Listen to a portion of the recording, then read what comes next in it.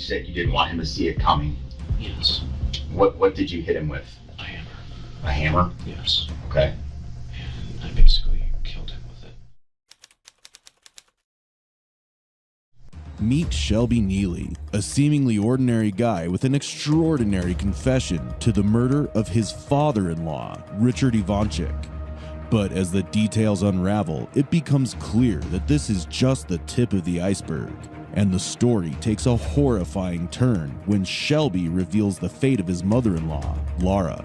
So where are you at when she comes in the front door? Oh, I welcome her and everything, and then she's walking towards the kitchen, and then I get her before she sees anything coming. So she never saw her husband laying there? Mm-mm. Okay. As he calmly sips his coffee, he now talks about his third target, his brother-in-law, Nick. Same thing, same hammer? Yeah. So the same hammer you used the same hammer to kill all three of them? Yes. You knew you f***ed them up the most, so I was assuming that you saw the damage. No, because blood went everywhere. And As you're hitting them, blood's going everywhere. Yeah, that was the first time that happened. But even after all these shocking confessions, Shelby still had another disturbing secret that was about to send a shiver down the spine of the detectives. This bone-chilling story started off with a 911 call in January 2019, made by Richard's elder son, whose name we chose to keep private. Good afternoon. I live in West Palm Beach, and I'm calling about a possible welfare check on my father. He lives in Tarpon Springs. I've been trying to reach him since just before Christmas, and without any luck. Him and his wife. What's the name of the person we're going to be checking on? Richard Ivanchik, Ivancit, and his wife's name is Laura. When police arrived at the address, a foul odor greeted them. Inside the house, they discovered the bodies of 71-year-old Richard Ivanchik, 59-year-old Laura Ivanchik, and 25-year-old Nick Ivanchik, all in an advanced state of decomposition. The walls showed rough paint stains, and it seemed like attempts had been made to clean the bodies with chemical agents. Searching for clues, officers noticed the family's car was missing and found a shallow hole dug beside the house. When police spoke to the neighbors to gather any information, they reported seeing a young man in his 20s digging the hole, accompanied by a child. The description of the man was clear, and the officers immediately recognized him as Shelby Neely, Richard and Laura's son-in-law. As Shelby's name came up, another concern surfaced. His wife, Jamie, had also been missing. This raised a chilling question. Could the unthinkable have happened to Jamie as well? Where do you want to start? Well, we're not going bullshit. We know why you're here. It's for the 3 deaths and everything. Okay. Correct? Okay, well, obviously I did it. I'm trying to think of where to begin this long story. You want me to ask you a question to get you started? I mean... Or do you want to just think about it and you can start wherever you want? I mean... The story kind of because I know your questions are basically like, why the f*** did this happen, for obvious reasons. I mean... Jamie. Yes. Okay, and how did you meet Jamie? I was a manager at Burger King by this point. Her brother was my employee. And where is this at? What city and state? This is Ohio. This is actually up here. Okay. Before we all moved down here. Parma, Okay. Ohio. What city in Ohio? Parma. Parma, okay. Mm-hmm.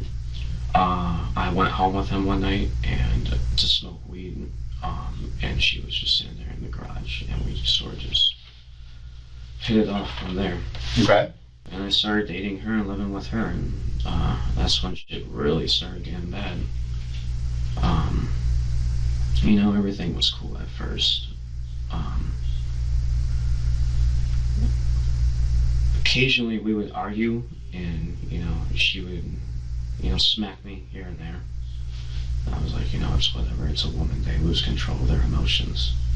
And by this point, of course, you know, this is after the whole domestic violence, but I'm really not trying to hit a woman and all that. So,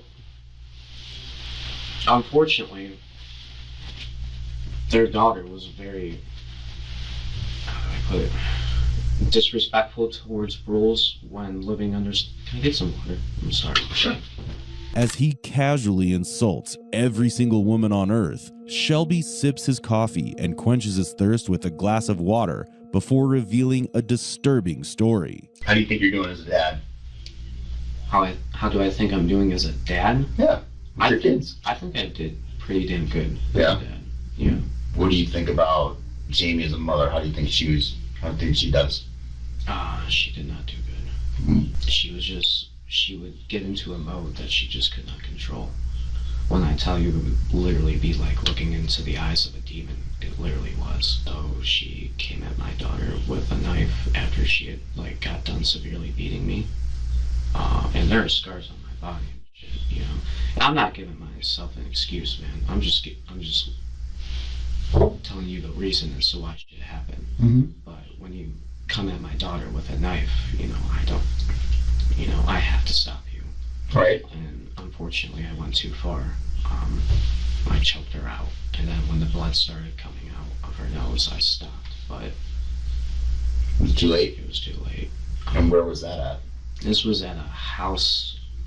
This was the last house that we had down in Florida, and this was about a year ago. So she's been deceased for a year? Yes. Where is she now? I buried her in that backyard. She's in the backyard of that home? Yes, buried. Alright, so say this is like the little deck that you walk in on. Okay. You turn immediately right and like walk 5 steps out, and she should be buried right there. Jamie, who was initially believed to be missing, had actually been dead for a year. This meant Shelby had managed to avoid capture from January 2018 to January 2019. Now, the pressing question was, how did he manage to stay under the radar for so long? Did anybody ever ask you where she was? Oh yeah, I mean, I lied.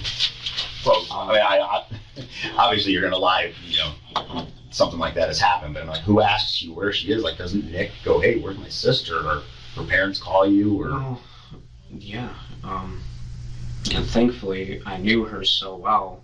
I knew how to act like her. It was weird, man. They never talked to her over the phone or anything. I would just act like her. I was on text message and everything. Sometimes I would act angry at the parents and all this stuff, but I would just feel bad. So I would send them pictures and everything of the kids because they were persistent. Shelby killed 4 people who were family to him, all under the guise of protecting his kids. His paranoia about believing his children might turn out like their mother Jamie is hard to comprehend. His statements reveal his prejudiced nature and even contradictions. He said he had to do something to save himself from being caught after killing Jamie, and he knew that her family was the biggest threat to him. So, one can get the idea as to why he actually killed the Ivanchik family. I kept putting it off. They were enjoying time with their grandkids, and at what point in time did you decide I have to kill them? Was it when you were driving there? No. I fought with it literally up until I did it. Okay, so when was your first thought of, I need to kill them? Oh, it was definitely on my way there. While you're driving there, Yeah. you're thinking to myself, I need to kill them. Yeah, if I'm going to survive and raise these kids and not get caught.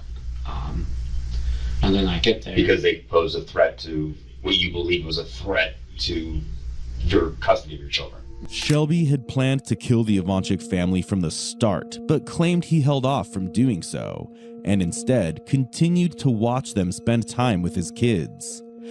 Despite this, he went through with the murders, showing he was more sadistic than emotional.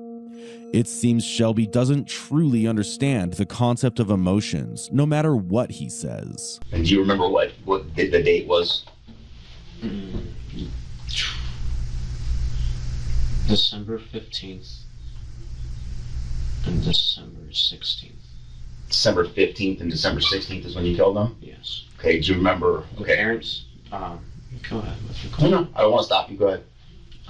Said the parents. The parents passed away first, and then I dragged their bodies into their room, cleaned it up, waited for Nick to get home, spent one last night with Nick, and then when he went to bed, I killed him too. It's quite weird to know that Nick didn't even question the whereabouts of his parents for a complete day. But currently focusing on Shelby, he confessed to the murders of his in-laws as if it were nothing. He admitted to waiting for the perfect moment, constantly thinking about killing them, all while remaining as calm as a summer sea. His demeanor won't change, but the details he's trying to reveal will only grow more horrifying. What did you hit him with? A hammer. A hammer? Yes. Okay. And I basically killed him with it. Okay. So when you say, where's the first place you struck him with the hammer?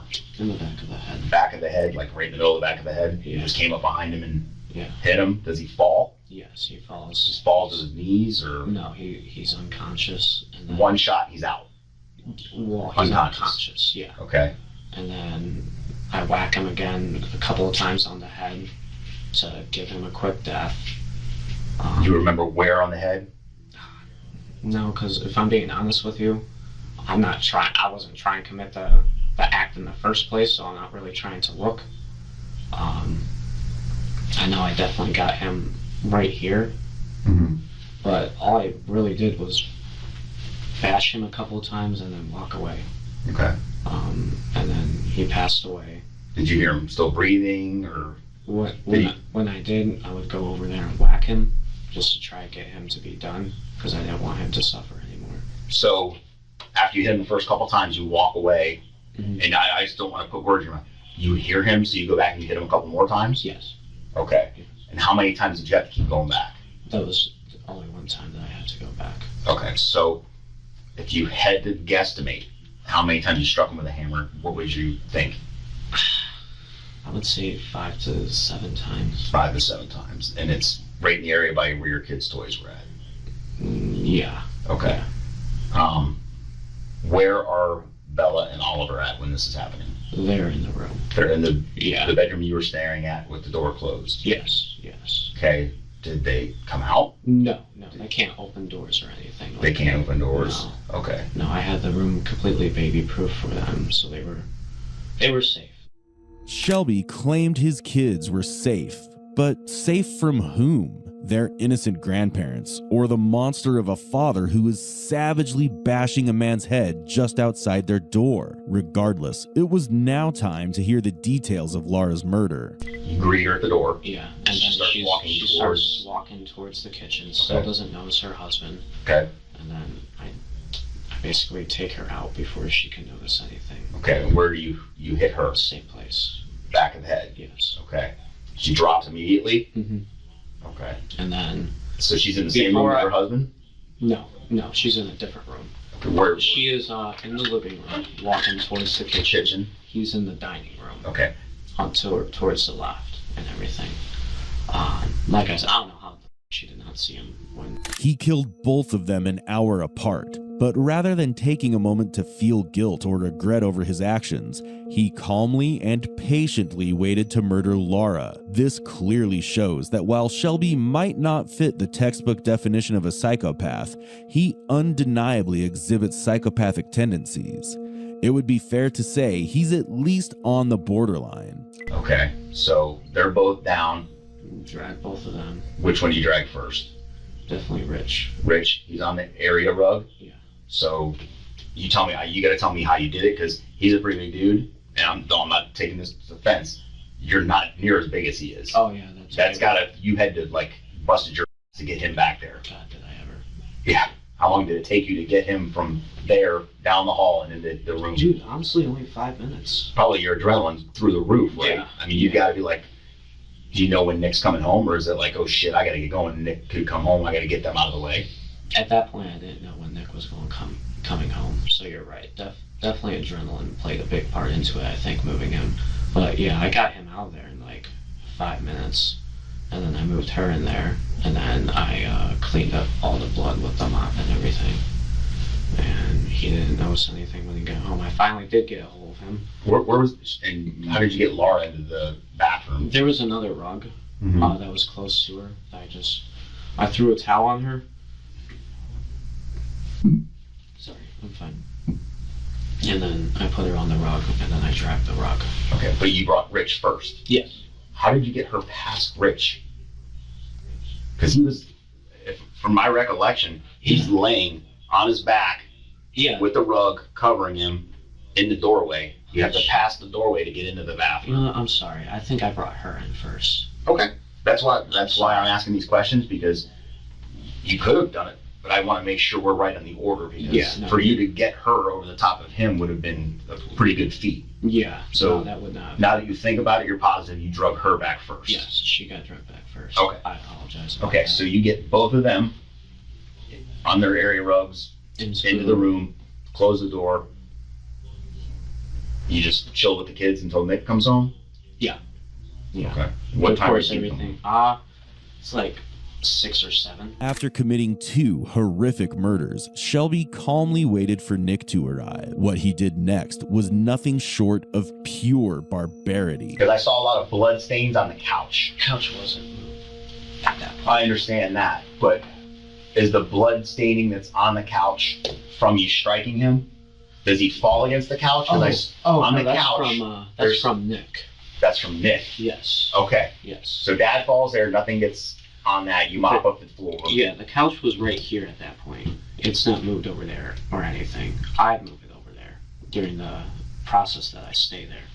Okay. Nick was asleep on the couch when I killed him, so that's where all the blood stains on the couch come from. Okay. And then I moved the couch to block off that room so the kids don't run in. Where are the dogs? I put the dogs in there. Were they still alive? Yes, dogs don't die until like literally the last minute. And like before you leave? Yeah. Okay. So you just close the dogs in there with the 2 that you just killed. Okay. You're playing with the kids until 5 or 6 when Nick comes home. Yeah. Okay. You said you wanted to spend one last night with Nick. Yeah. But you said you have to kill him because obviously you killed his parents. Yes. Okay. So he comes home. Tell me what happens when he comes home. He comes home. He brings some weed and everything. He's got edibles and all that stuff. I start giving him money and I order us a pizza. I get us more weed. That type of stuff. How did you get more weed? Huh? How did you get more weed? Oh, he went to the dealer to get some more and everything. Did you go with him? No, I stayed home. Okay. And he has a car, right? A minivan? Yeah. Where's his minivan? Minivan's parked in that driveway. That's his minivan. The blue one that's there is his minivan? Yes. Because I talked to a bunch of people and they kept saying, no, that's not his minivan. And he drives a dark minivan, dark colored minivan. They kept saying this dark colored minivan. We couldn't find this dark colored minivan. Old people are idiots sometimes, to be honest with you. So that They think minivan. they know this something, yeah. So that minivan that's still at the house is Nick's. Okay. I'm sorry. I know I interrupted you. Nick comes home. You guys are smoking weed, eating edible marijuana together. Just, you guys have been friends for a long time. You want to spend one last night with him. So go ahead.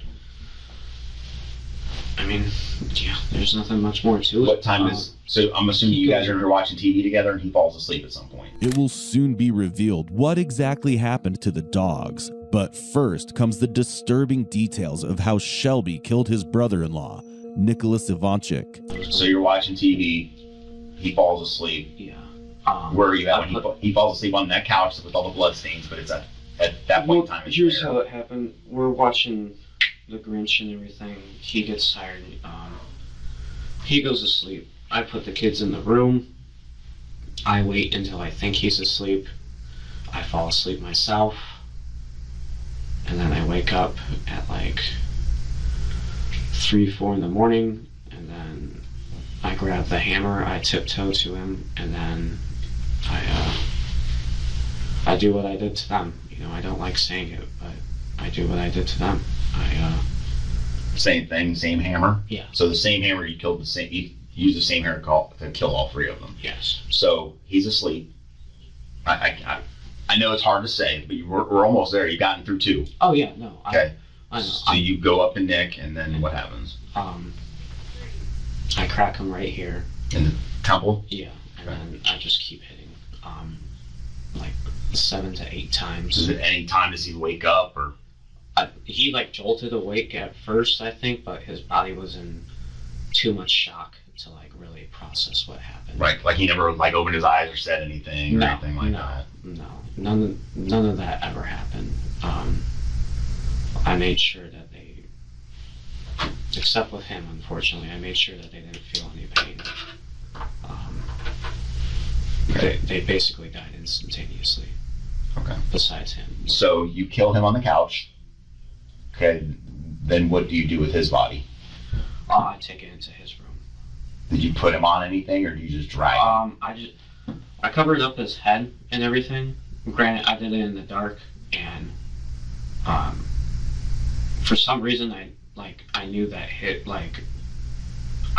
him up the most out of everybody, and I don't know how. And how did you know that? Just from the facial damage that you saw? I didn't see any facial damage. You said you knew you f***ed him up the most, so I was assuming that you saw the damage. No, because blood went everywhere. And that was as you're hitting him, blood's going everywhere. Yeah, that was the first time that happened. So. Okay. So when you hit the other two, it wasn't. Yeah, it wasn't a splatter rate. Is unlike most. Shelby isn't holding anything back, nor is he trying to justify his actions. But what makes it truly unsettling is his complete lack of empathy as he describes everything in chilling detail. If he's trying to portray himself as an anti-hero or a psychopath, he's certainly doing a disturbingly convincing job. He exhibits clear psychopathic traits: impulsivity, egocentrism, parasitism, and lack of remorse, but he has not yet been deceptive. Or has he? Trust me, my kids are my #1 priority. I believe you wholeheartedly. For someone to do something of this extent to protect their kids, I'm not saying it's right. And I know you know it's not right? You know right from wrong, right? You know what you did was wrong. But at the time, I think maybe you thought you didn't have any other options, right? Exactly. You were pretty much out of gas, right? Out of options. Yeah, I'm sure you're probably very surprised with my cooperation too. I've been doing this a long time, and not really. You never know. Fast forward just a little bit, and I know you'll tell me these are being completely cooperative. I know you went to the Home Depot in Port Richey, and you bought the tarps and the rope. Oh yeah. And that was basically to put their bodies in, tie up, and put in the backyard or the front. Where you were digging the trench. Yeah. Okay. What day did you start digging the trench? If you killed them on the 15th and 16th, what day do you think it was you started digging the trench? I would say a week later. A week later? Yeah. I'd definitely say a week later. So you're staying in the house with them deceased and with your kids from the 15th and 16th until approximately a week later. Mm-hmm. And I'm assuming it's got to start smelling by then? Well, yeah, I bought shit to help with the smell too. Incense was always going on. I had those Febreze things. I had like car shit. Kids were no longer sleeping in their room. They were like sleeping out there. On those little love seats? Yeah. There was another couch too, that dark brown couch. Mm-hmm. That they would sleep on too. Okay. But yeah, they couldn't get buried. I couldn't move Rich. So you start digging the trench. I mean, you made a lot of progress on that trench. Yeah. I mean, how many hours do you think you worked on that? Because that's a lot of work. It only took me like 2 hours. 2 hours to dig that, and it's the shovels. That was me being paranoid. That was you on adrenaline and bang, and I got to get this done. I got to get these people buried, and I got to get out of here. No, that was me going like, these people are definitely going to get sketched out here pretty soon by me digging this hole. Right. So I would go out and dig it little bits at a time. Shelby then set out to cover up the massacre, even going so far as to switch Nick's Xbox with a PS4 to prevent anyone from tracking Nick's Microsoft account. While this might seem like a minor detail, it highlights just how meticulously Shelby had planned everything. And now he was about to pose a question that no criminal would ever dare ask a detective. Do you mind if I ask you something? Sure. Since I'm being cooperative, I'm just interested. Where did I with the car? Like, how'd you guys catch up to me? Was it the car that got me? I mean, I know I left it behind a bunch. I'm just curious. There's a lot of things. There was no real one like thing. There was a lot of things. I mean, you did things I think you may have thought you were doing them carefully, but you didn't. Okay. No, I'm not going to go into specifics. Don't give me specifics. There's no reason to. Yeah, I will say this. There wasn't one thing. So you can't beat yourself up over like, man, if I would have just done that one thing, you did a lot. Okay. It was traceable. Okay. Okay. So, what else do you take from the house? His coin collection. His coin collection. Which So is on top of the fridge. on top of the fridge where you live now. Yes. Okay. And what about IDs? Yes. Driver's licenses? Yeah, I took that. From who? Rich and Nick. I could not find Laura's. You looked for it, but you couldn't find it? Yeah. And what was the purpose of that? Honestly, I know this company called LiveOps where you can work at home, but you gotta have a clean record. So that's what I was going to use that for. You're going to use Nick's identity? Yeah. Okay. Yeah. What about Rich? Why did you take his? Just to not leave behind evidence, It wasn't really the smartest thing to do, to be honest with you. I know you're trying to find a comprehensible reason as to why, but... Right. Well, like I said, I'm trying to understand your mindset, what's going through your head, why you would do things. Mm-hmm. And so the coin collection... was to get money, obviously. Right. So I can... And there was like sheets of money too, right? Mm-hmm. Yeah, you'll see the sheet of money in there. So there's a sheet of money, collectible coins... And the suitcase. Here. Want me to write it all down for you? Sure. Yeah, right. You can write down everything you took from the house. The murders of the Ivanchik family are clear by now, but it's obvious that many would want to know what happened to the dogs. Animal cruelty is a serious offense, and here's what unfolded. At what point do you kill the dogs? You said it was like right before you left the house. So, the dog that was by the woman, or by Laura, he died on his own, basically.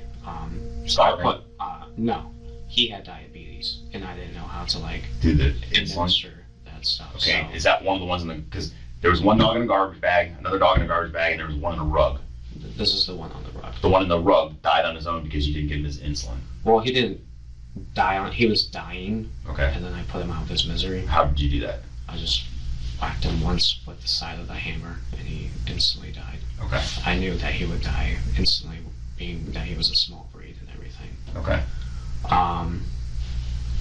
As far as the other dogs go, they got put in the bag the last night, and they suffocated and everything. Okay, so you didn't hit him with the hammer, you just tied the bag shut and suffocated him. Okay. Because I examined the dogs, I mean, I couldn't see any obvious damage. So that was one of my theories, was that they suffocated. The only thing was, the bags are dark, and I would assume the dog would have tried to scratch their way out, but I guess they didn't. Or I just didn't notice it. Yeah. Shelby killed 4 people he once loved and 3 defenseless dogs, claiming it was all for the right reasons.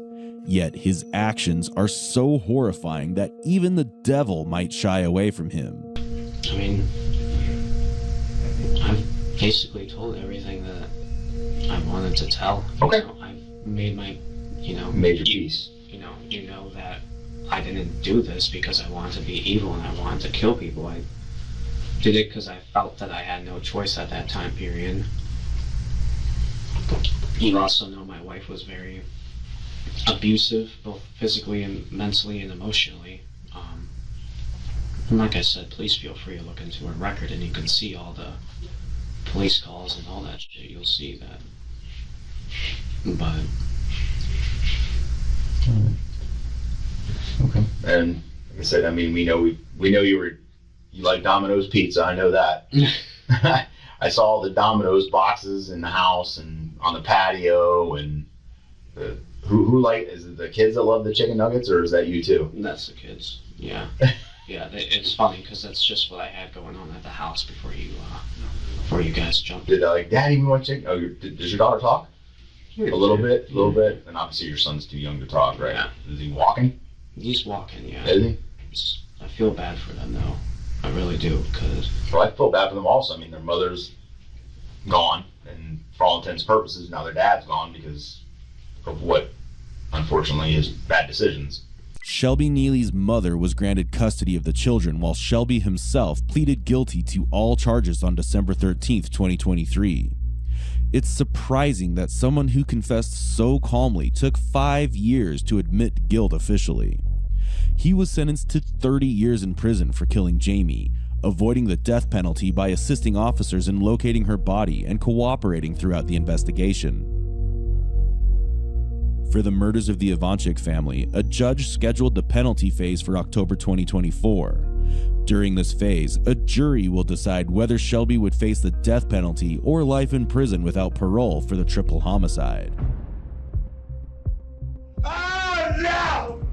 No! No! This is 46-year-old Matthew Lewis Malacone, and he just witnessed a horrifying ordeal. Matthew had discovered that his wife, Kimberly, was having an affair with a man named Danielle Giannone. He lost control and stormed over to Danielle's house to confront him. Get out of here! Stop it! Stay away from my wife! Stop it! Stop it! Stay away from my wife!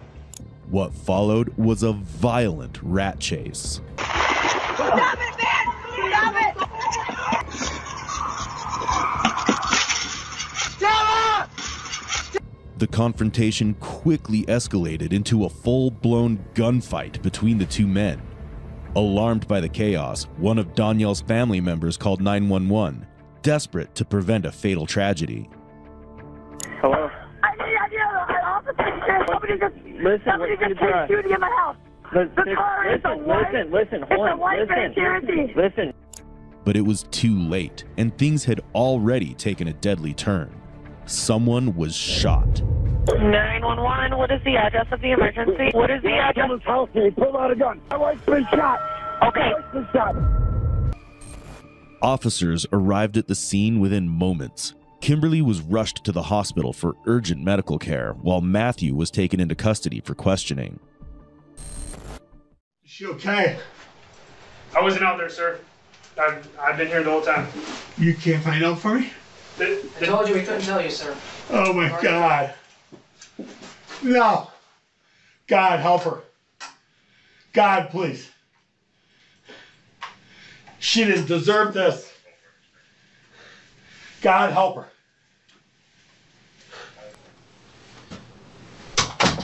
All right, here's what's going to happen. Is she okay? Matt, Yeah. if I unhandcuff you, you're going to behave yourself? Yes, absolutely. Okay, we don't have any issues there. What? When I unhandcuff you, I want you to have a seat, okay, partner? Oh boy, it's not good. No, it's not good, bud. Is she alive? Is she alive? Hold on. Relax. Sit down. Is my wife alive? We're going to talk real quick here, okay? And your wife is Kimberly, right? Yes. Okay. Please. Please. She didn't make it. She died. Oh no! No! No! No! No! No! No! No! No! Oh my God, no! No! Oh my God, no! After the screaming and yelling, Matthew pulls himself together. You might expect the news to quell his anger and fill him with guilt, but that's not where Matthew's focus lies. No! No! How did this happen? Psycho! That Oh my God! Did he make it? That's why my wife's dead, is because I'm a horrible shot! Is he alive? You can't answer that? I mean, you told me you wanted your attorney. We can have a conversation if you'd like. It's up to you. Now I learned that in CPL class. If a firearm's been discharged, wait for your attorney. I'll wait for my attorney. Oh my God. She did nothing. Matthew demands an attorney before he speaks, but he's impatient. Rather than waiting for the lawyer he asked for himself, he continues talking, possibly driven by his lingering anger. Oh my God. Why would he do that? Like, she went there to talk to him, and this guy comes out like goddamn Rambo. Firing his shot. I had my hands in the air with no weapon. My clip was concealed, Officer Detective. My gun was in its holster and concealed. I was like this. And as I said, stop talking to my wife. And as soon as I finished wife, a shot went off. And she screamed and he did this. And as soon as he did this, I ducked behind that car. And then I grabbed my firearm and I came up over the hood and I just started shooting. I emptied two clips. I had to replace one.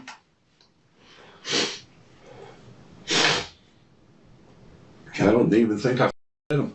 How many rounds? Do you have any idea how many rounds? No. You said you replaced a clip. What kind of gun was it? 9mm. Okay. Did you bring more than one gun or? No, one gun. Just one? Okay.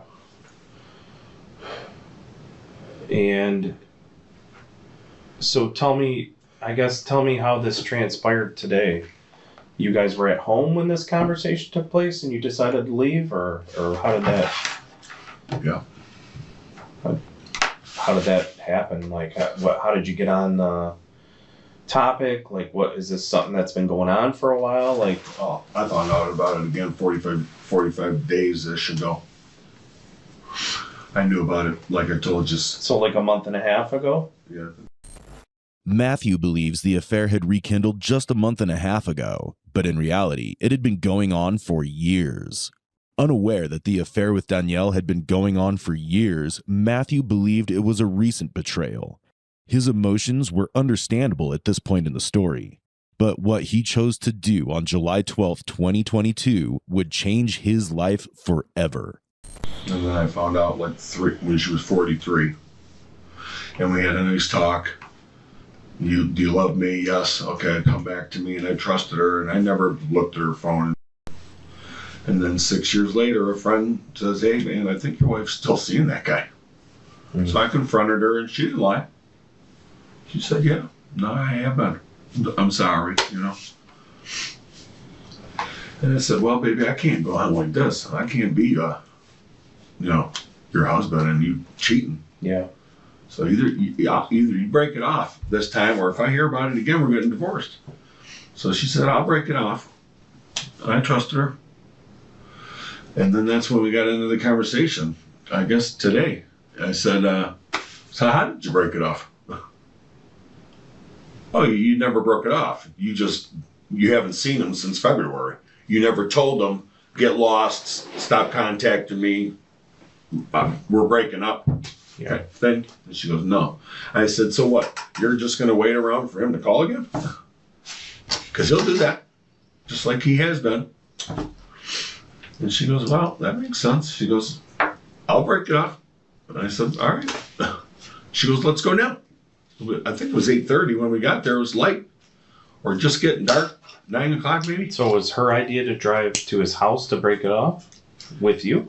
Yeah, she wanted to prove it to me, It seems Matthew gave Kimberly many chances, only to be betrayed each time. He could have walked away, but perhaps this time he truly believed the affair would finally end. At this point, it seems like his anger is justified, but it's still too early to judge, especially since he brought a firearm with him, which doesn't work in his favor. You guys Break it off. Were you guys drinking today? Yeah. Okay. How about drugs? Were you doing any drugs? Yeah. What were you doing? A little.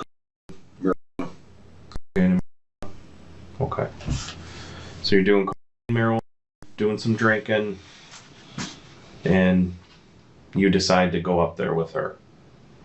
Yeah, I wasn't gonna let her go alone. And why was that? Because his fiance cornered my wife about a year and a half ago.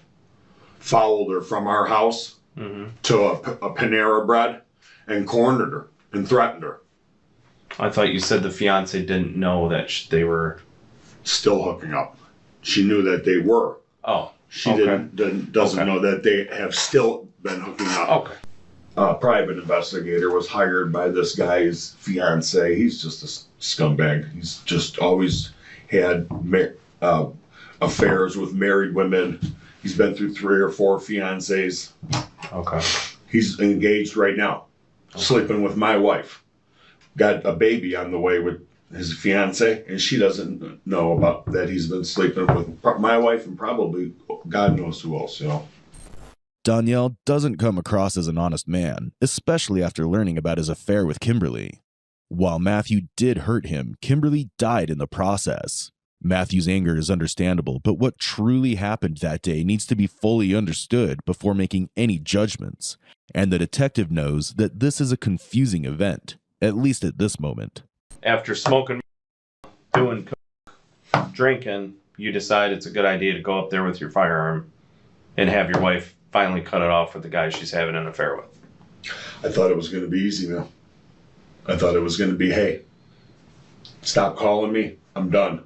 And he was going to say, no problem. We were going to get in the car, fucking turn around and go home. And you're saying your wife was driving and your wife was in that driver's seat every time you guys went to leave, went to do whatever. You're saying now that your wife was in the driver's seat. Yes, she drove there and she got in the driver's seat and put it in reverse. To back up. Correct. But the car wouldn't, what happened with the car? I don't know if we hit something. It was smoking. Maybe he shot it. I don't know.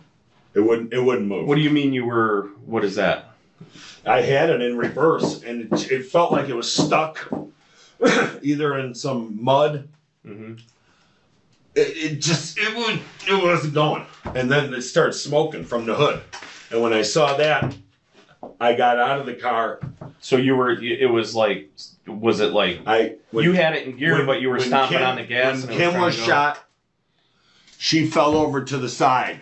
He's shooting at us at this point. I hop from the passenger into the driver, turn it, and it won't go. I got it, and I'm like this, you know? Mm-hmm. And it won't go. So then finally I put it in park and I get out and I go behind the vehicle and that's where I called you. Okay. Honestly, I think you drove up there to fucking give him a what for. No. That's not the truth. She drove up there because she wanted to show me that it was over. She goes, I'll go break it off with them right now. It'll take 2 seconds. Let's go.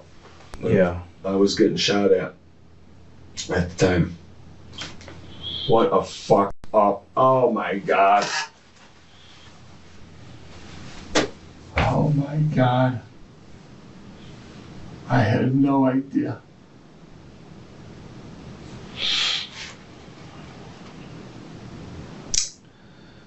What the f***?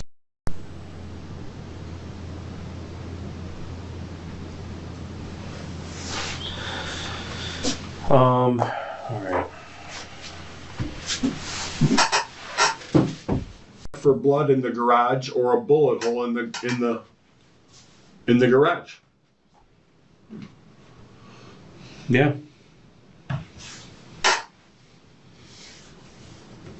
Also the cameras. Okay, there you go. Beautiful. We got cameras.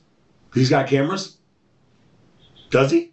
I can't tell you on that. Well, I hope he does. You'll look for those, correct?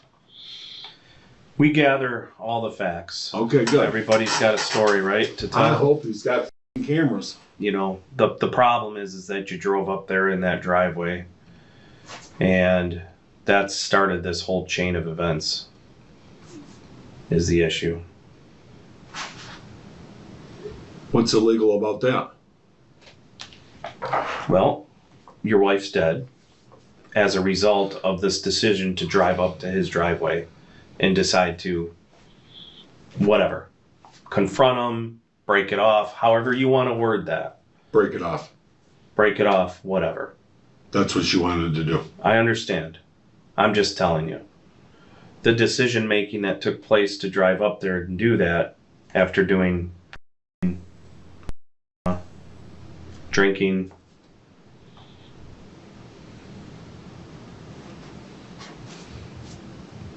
Now here we are. God.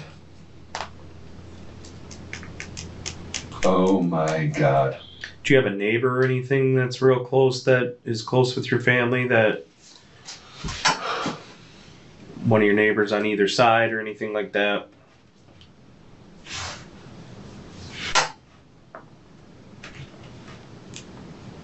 Nothing. No. Matthew now realizes he's far from safe. Although it might seem like the officers are going easy on Danielle, who accidentally shot Kimberly, the law comes into play when someone enters another's property with a loaded weapon and threatens violence. We are gathering. We got a lot of evidence to gather. So They're at the house we're going to be taking care of all that. They're processing the scene. immediately, right? It's yeah. Okay. We're not leaving there until we get everything. I'll be right back with you. All right. Oh my God.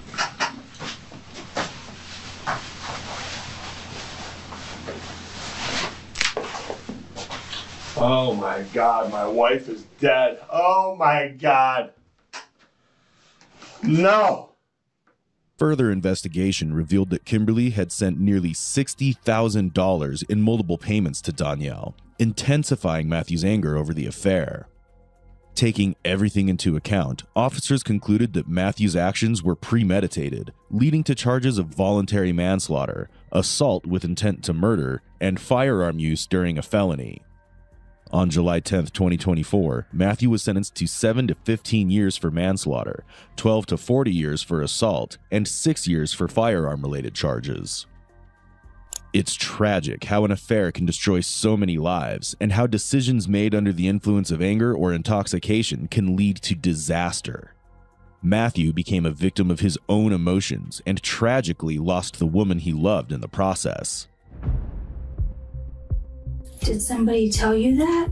Yeah, Who told you that? my dad. Your dad told you that nobody was with her, it was just her? Yeah, in their bedroom. This is 6-year-old Ryland, who's being questioned by the detectives following the incident on the morning of April 7th, 2018, in which his mother, 25-year-old Brandy Colenza, shot herself. However, in a startling twist, Ryland reveals a vital clue pointing the detectives toward the real mastermind. We did ask him. And you know what he told us? He told us that he heard his mom scream. Why would he make that up? Ask him. Is he a liar? At this moment, 36-year-old Keith Johansson realizes that the detectives have uncovered the disturbing secret he's been desperately trying to hide. Yet, this is just the beginning of a heartbreaking tale. As the investigators dig deeper, they stumble upon a few pieces of evidence that unveil a different story, transforming Keith from a concerned husband into the prime suspect.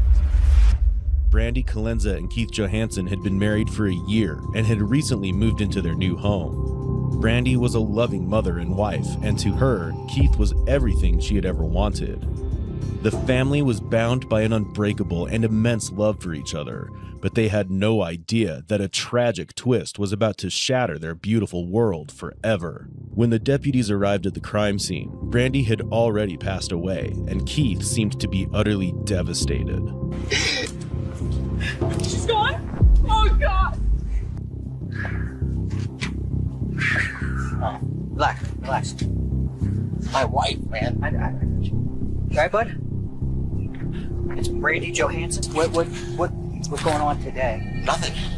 You guys were talking? Yeah, man, we got up. I took a shower. She just made her coffee. Okay.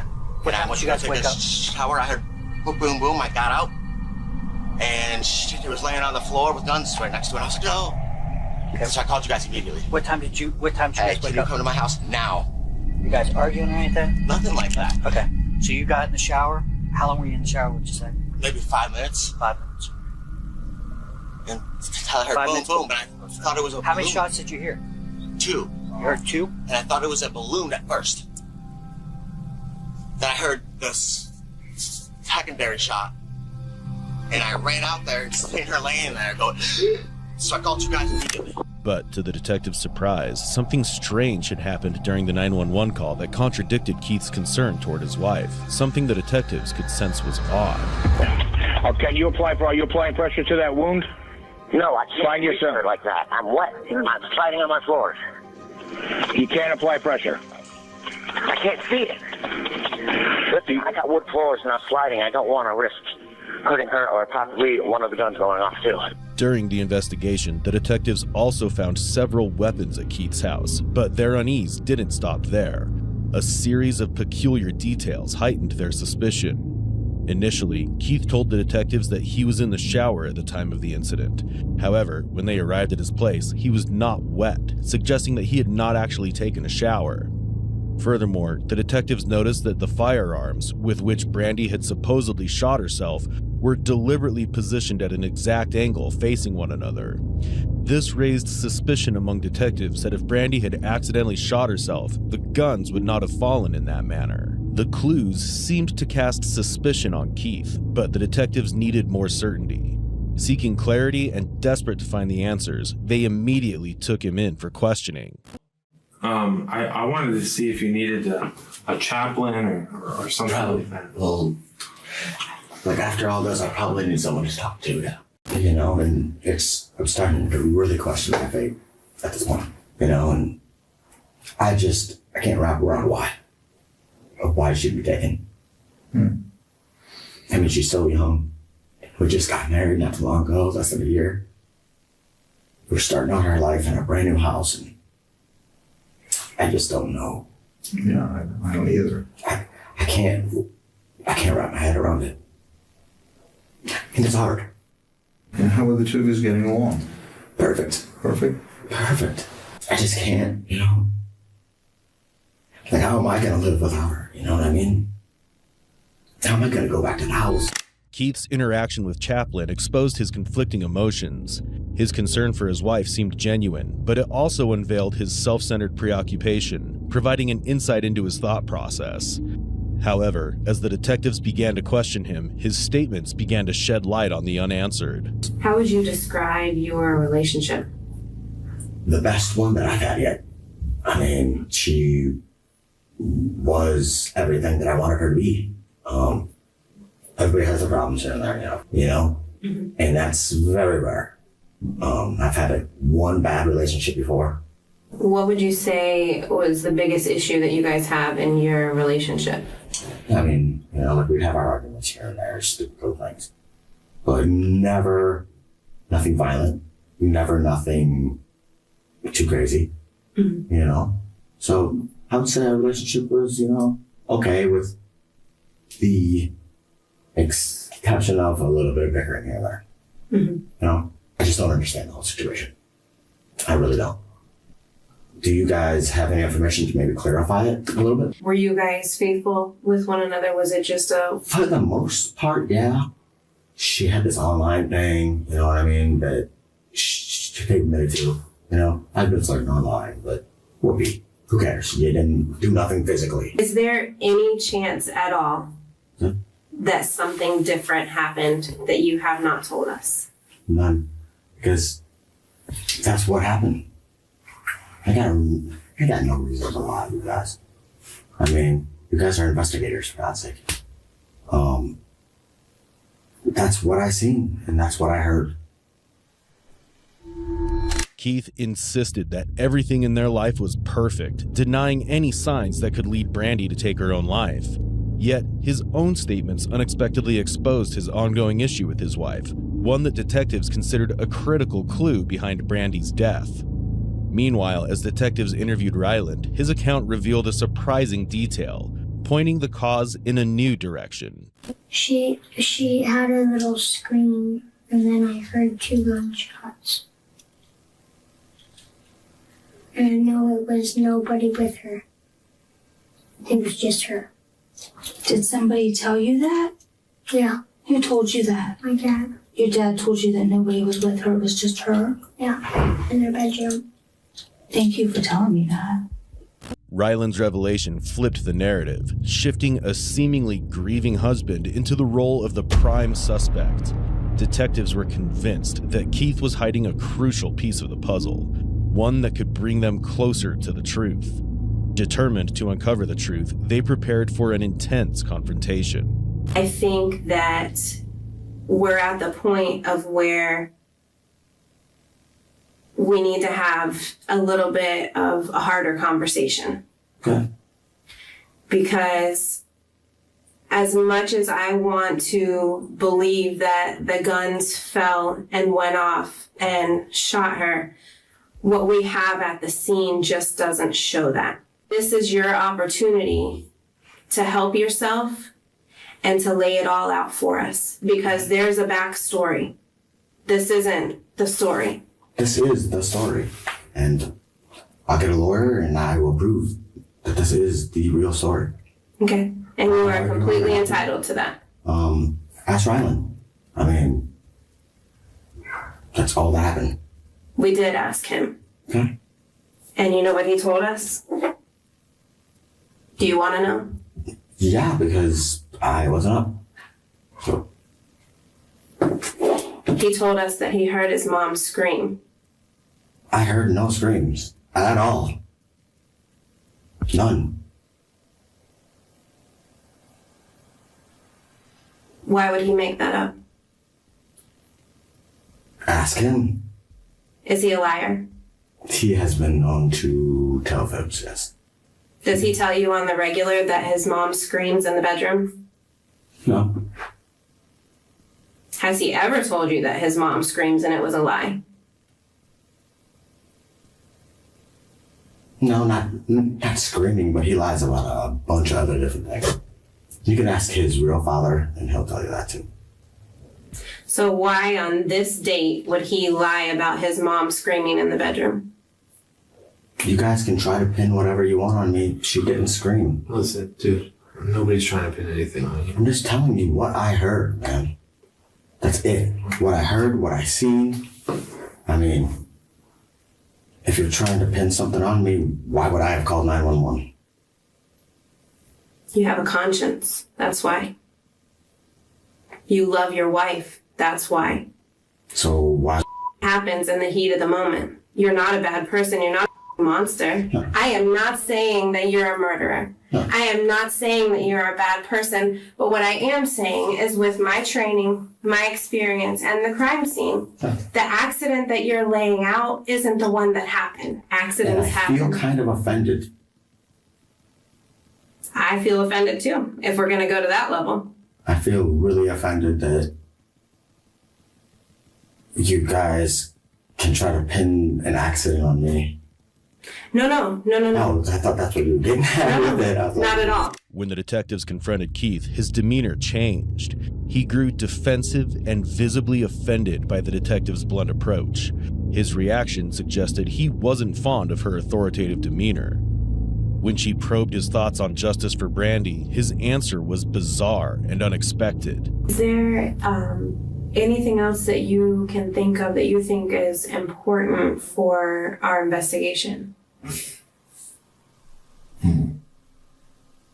As far as? As far as anything, as far as getting justice for your wife?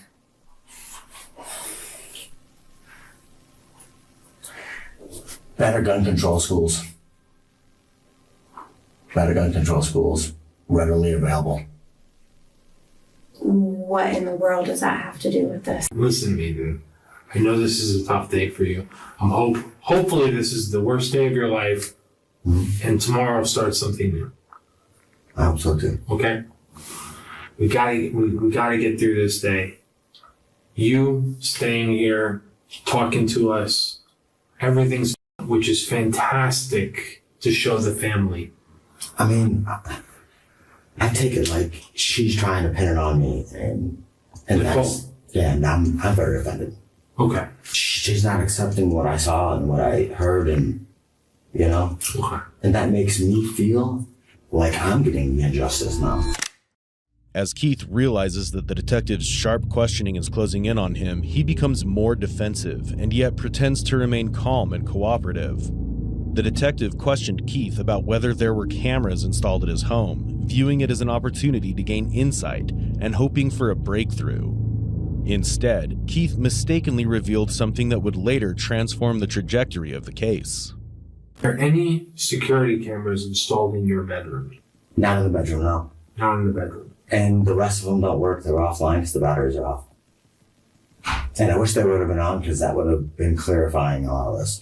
Well, to be honest with you, I mean, if something like that, if we would have had that on the video, I cannot even tell you the crazy that I have seen on surveillance cameras. Sure. Have to make sure there's nothing like the footage on the camera of, and again, forgive me for saying this, but footage of you shooting her or something like that on video. At this point, until they're done with that scene, you just can't be free to leave. I can't let you leave until that time. Right. Okay. Can I have my parents come here to talk to? When Keith requested to see his parents, it presented a great opportunity for the detectives, as it could help them gain insights during their conversation with him. His statements could either contradict what he previously stated or potentially lead the suspect to confess. However, his uneasy and impulsive behavior revealed what he was trying to hide. The lawyer? I know. I didn't say you did. But you gotta be prepared for them to try to do that. When there's the main thing, I think, is because it was 2 shots fired. But I know. I'm not saying you did or didn't. I don't know. I'm saying I get out of the shower. Well, that's kind of suspicious too. If you had residue on your hands and you just got out of the shower. Sure. Could have washed all that stuff off. Okay, no witnesses. I mean, and this is what you get for being honest, man. Well, maybe you're being honest. I'm not saying you are or not. I mean, I'm sure you are, but you still have to understand there's a death involved. Well, now listen to me, though. Listen to me. If you did do it, I'm just saying, I believe you didn't, but I didn't. But if you did own up to it, I would have by now. Well, I'm just telling you, if you did it, you own up to it. It'll be better for you. But I didn't. Okay, I believe you. And if I did, I would own up. I've been honest up to this point. I understand. I mean, they want you to think I'm trying to blame you, Keith. I know. I'm talking you man to man because this is the time to do it. Sure. But I'm not going to admit to something that I did not do, okay? I know you did. Anyway, no, straight up. I know. Okay. Well, you would never hurt anybody. I know, and I was here voluntarily. You have never even hit anybody. I know. That's why you keep your mouth shut. Well, I told because they can take everything out of context. For You're going to be 3 hours. proven innocent. I know I was but it's just like they said. Just don't say anything to us. No more. Yeah, no more. You're just gonna have to. I'd lay on the table and go to sleep. Yeah, they're just doing their job, Keith. But they might be going over a little bit, but it does look suspicious. Sure. Even you'll admit that. Sure, but I'm not gonna be accused of something that I really didn't do. Well, you don't have any choice about that. If they accuse you, they accuse you. You have no choice. Just keep your mouth shut and what? You hear me? Yeah. Keep your mouth shut and stay in good spirits. All right. You guys ready to go? Our legal obligation at that point is to let him leave. Due to a lack of potential evidence, the detectives had no choice but to let Keith go. However, the detectives were aware of the cameras installed at Keith's home, which he denied during the interrogation. So now, their only hope rested on the surveillance cameras that could help them provide crucial information for the case. 21 days later, as the detectives obtained the search warrant to review the surveillance footage, what they saw in it was far worse than what they had expected. The footage exposed Keith's darkest nature, revealing a side of him so monstrous that no one could have ever imagined. Put fish hooks in that, because it's not worth nothing now. Not in my eyes. My eyes, man, you cheated, dude. Multiple times. And only a stupid, cheating scumbag son of a make that same mistake. You the wrong person, dude. That's what made you become a lying, cheating. I will never trust you again. Ever. So you might as well get out of my life. Do yourself a favor. I want to just hurt you and leave. God knows you deserve it.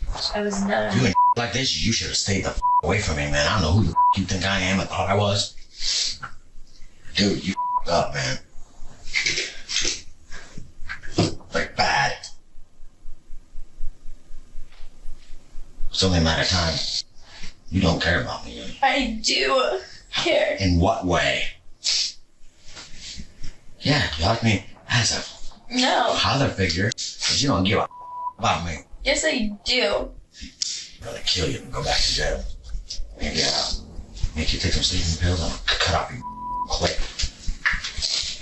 I'll go to jail for that. Jack figures it. You know what? I'm gonna leave it here to haunt you. Maybe one day you will. You wouldn't give a if I didn't. You drove me to think about it, man. My life, my yours. The footage revealed the domestic, physical, and verbal abuse Brandy had endured before her life ended unexpectedly. The revelations Keith shared with the detectives were significant transgressions and not as minor as he tried to present them. However, this wasn't the only thing that shook the detectives to the core, but another shocking footage came into the spotlight. Keith adamantly claimed that he was with Brandy during her last moments, but the footage revealed a darker story. Instead of trying to save Brandy's life, he was caught hiding drugs to avoid suspicion, betraying his claim to love her more than anything. Everyone was stunned to discover the true nature of Keith. The person they had cherished and relied on was actually the monster behind this devastating event. Watching the videos of Keith belittling my sister, it was hard. I just wanted to get up and hug her. 3 weeks later, following the incident, Keith was finally arrested. Initially, he was charged with second-degree murder, but when the detectives discovered the footage, his charge was upgraded to first-degree murder. The stories Keith made up from the beginning till the end weren't over yet. During the trial, Keith realized that every piece of evidence had turned against him, so he came up with a new plan. Well, I woke up and I went to the living room to retrieve my pants because I was thinking about him taking a shower. Then I pretty much was in the bathroom, took off my pants, getting ready to step into the shower, and I heard her say "boo," which is the nickname that she uses for me. So I go out there, and she had a weapon in her hand. She said that I was not her husband and I was plastic, and I had walked forward to her, trying to disarm her, and, well, I had grabbed my gun, the one that was in the box. Okay. Mechanic? Yes, correct. Okay. Then I started walking towards her, trying to, say, hey, man, and trying to bark orders and for her to drop it and to disarm her. And then she would not do so. So I got closer and I tried to grab it from her, and she lifted it up and a round went out of my gun on her. Then she cocked and swung as I'm retreating, and another round I pulled off because she was pointing a loaded weapon at me. From the beginning, all his efforts to save himself, believing he could outsmart the system, were futile, as all his claims were disproved. On October 28, 2021, the Flagler County jury finally reached a final verdict. We, the jury, find the defendant Keith John Johansson as follows to count 1 of the indictment. Guilty as charged as the crime of first-degree murder. So what led you to call us? Well, I called today because my son got a hold of me and said, hey, Alec showed up at the house and Gabe left with Alec. So I called the police because I was very concerned. Lisa's concerns soon turned into a real nightmare. What's going on with all the blood and stuff? It was honestly my friend. Bloody nose.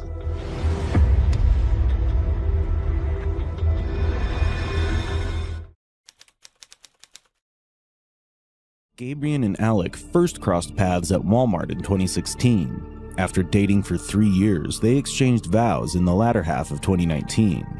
But according to Lisa's 911 call, their marriage was far from happy. Gabriel decided to end their marriage in just 5 months. Lisa possessed crucial information about their tumultuous relationship, details that could make or break the investigation. And she's been having some problems with threats? Threats to her life. Some of the things that she was telling me was just very alarming. There has been a lot of things that, as far as text messages, she ended up getting a new phone because he was harassing her, destroyed her property, everything that she owned, her animals come up missing. I don't know. I know that she was very scared of him. Very much. Every word Lisa shared about the couple's turbulent relationship and the harassment Gabriel faced even after leaving Alec sent chills down the spine of the detectives, especially with Gabriel still missing. Based on Lisa's claims, they tried contacting Alec but got no response from him. However, in the hours that followed, as detectives made desperate attempts to find Gabriel, in a shocking twist of events, they received a phone call from none other than Alec himself.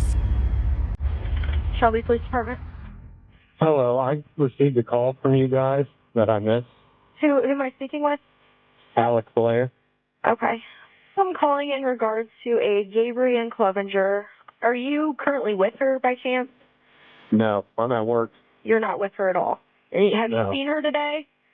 I saw her earlier. I was talking to her because we were going to try to go to the courthouse for divorce stuff, but she didn't want to, so I left. Okay. And you don't know where she would have gone? I don't know anything about that, no. Okay. Alec confirmed that Gabriel was not with him. The chances of finding Gabriel seemed to be getting slimmer with every passing minute. But then the detectives found something very suspicious. The Shelby Police Department was determined to track down Alec Blair at his workplace and make contact with him. By now, it was clear that he was likely the only person who could shed light on Gabriel's mysterious disappearance.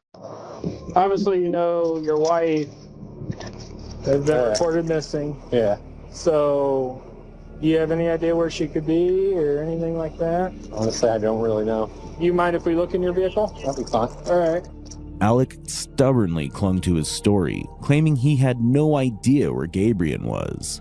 But then, the detectives found something that changed his demeanor from casual to a more concerned and worried look. Have you been cleaning in here lately, or? No? Okay. Why don't we just have a seat in the back of my car? I just wanted to ask you a couple more questions, all right? A freshly bleached car, hiding the truth about Gabriel's whereabouts, and his own terrified face all suggested one thing. Alec Blair was concealing something deeply disturbing about Gabriel's disappearance. What's going on with all the blood and stuff? It was honestly my friend. Bloody nose. All up in the seat crevices and all over the place? Yeah. You had it really bad. The bloodstains in the car were the final nail in the coffin, convincing detectives it was time to take Alec Blair into custody. So tell me where you guys were living. We were living in Trailer Park. Okay. Out in, it's a Greenwich address. Okay. But it's not really Greenwich. It's like 5 minutes from the Crestview schools. Clayburg Road Trailer Park? Yeah, Clayburg Road, okay. Yeah. Yeah, we were living there we started in one trailer and then moved into another trailer that was bigger for us. Okay. And then how long did you stay there? I was there at the newer trailer we got till about beginning of January. Okay. Because she was telling me that, she wasn't happy because a lot of stuff had to do with me. Because I would have anger issues. Okay. From childhood and parents' divorce and stress. Alec admits that his anger issues were a key reason Gabriel decided to move out and pursue a divorce, yet he keeps smiling the entire time. The eerie disconnect between his calm demeanor and his words, especially with all the evidence that's mounted against him, is deeply unsettling. Yeah, but like beginning of January, I moved out with my mom. Okay. Over on Taylortown Road. Okay. And I've been living there ever since. Okay. And then where was she living? You said you moved out, so did she stay in the trailer? She was staying in the trailer for a while there that I know of, and then she was trying to get a place out here in Shelby, apartment. And I know she was staying with somebody else. It was a friend at first that turned into, something else. Okay. Now, whose friend? Like your friend or her friend? It was her friend, yeah. Okay. And then how'd you hear about that, or how'd you learn about that? She was the one that told me, actually, all about that. Okay. What did she say? She was just talking to a guy, or? Well, at first she kind of didn't want to say anything, but I was just kind of talking to her and wanting her to tell me, the truth, just tell me. And she said she was talking at first that I know of, and then basically that's all I really know. They were talking. They met, it was sometime last year, because her boss, that's her boss's brother. Okay. Yeah. Okay. Alec is talking about Lisa when he mentions Gabriel's friend. After Alec moved out, Gabriel endured various forms of harassment and threats from him, forcing her to seek a safe haven. Lisa, with her kind heart, provided the safety, and in the process, Gabriel grew close to Lisa's son, CJ. But for Alec, the situation was far from peaceful. Behind his calm facade, Alec is hiding way more than the detectives anticipated. Alec's portrayal of the situation is far from the truth.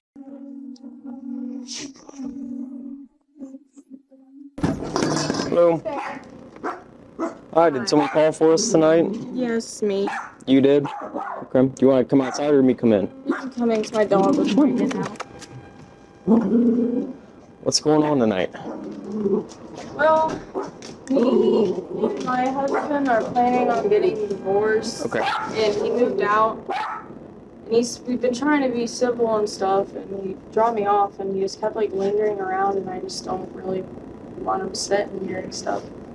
And he got all mad and freaked out and slammed all my stuff down, slammed my lamp down, and smashed it and broke my table. Okay. And you guys are still married? Okay. So if he walked in the police department right now, you wouldn't know who he was? I could probably tell who he was, because, I've seen, his Facebook. Oh, okay. Yeah. All right. So you looked him up on Facebook. And you have a general idea of what he looked like. Yeah. Okay. All right. So when you found out that she was talking to him, what was the status of your relationship at the time? I was single, I guess. Even though I was still, legally married. Okay. But did you guys have an understanding? We're going to see other people, or we're separated? It was hard for me at first. Mm-hmm. I kind of got really depressed with everything just because I wasn't ready, and she was basically the first person I fell in love with. Sure. So it was just kind of hard for me to get used to it, but as of right now, I know my dad was trying to hook me up with some girl. Okay. Yeah, so this was last month that all this happened? Last month, coming into beginning of this month. Okay, all right. Give me an approximate date when you think she moved over here.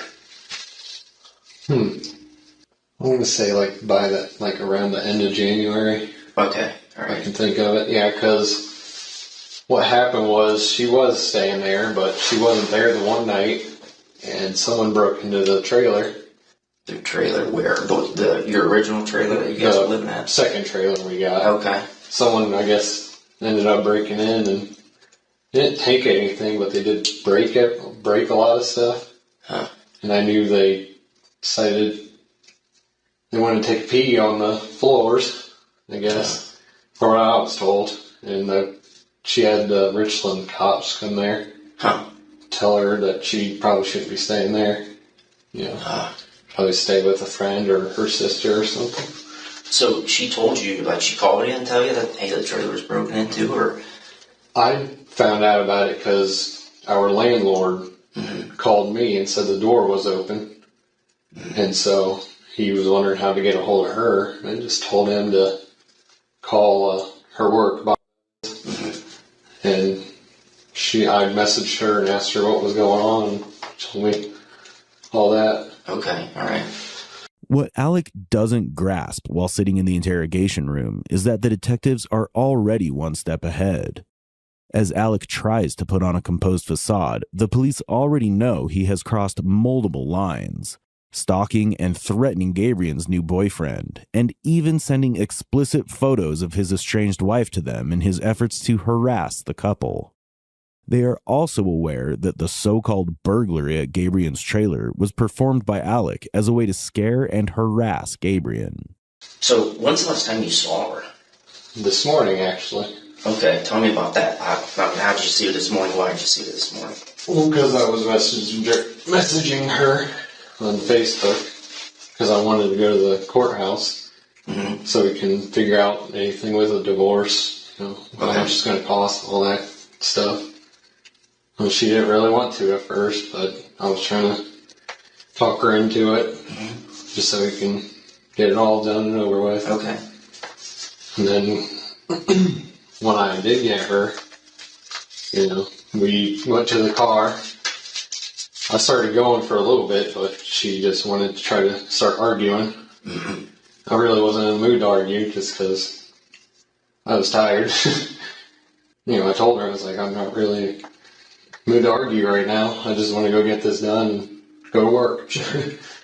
Well, she wanted to continue arguing, and then she told me she wanted to get out of the car, so I just was like, okay. So she got out of the car. It wasn't too far from her house, her boyfriend's house or whatever. You know, I decided to go home. The detectives have given Alec plenty of chances to explain his side of the story and come clean, but he chooses to lie at nearly every turn. Now it's time for the detectives to shift gears and confront him head on. I mean, you seem like a good guy. You're being cooperative with us here, so we want to shoot you straight to here and put all our cards on the table because obviously we want to find her. Right. All right. I'm just going to break this down real short and simple. All right. One of our officers from the sheriff's office, and I wasn't there when this happened. I'm just going by the information that was given to me. Okay.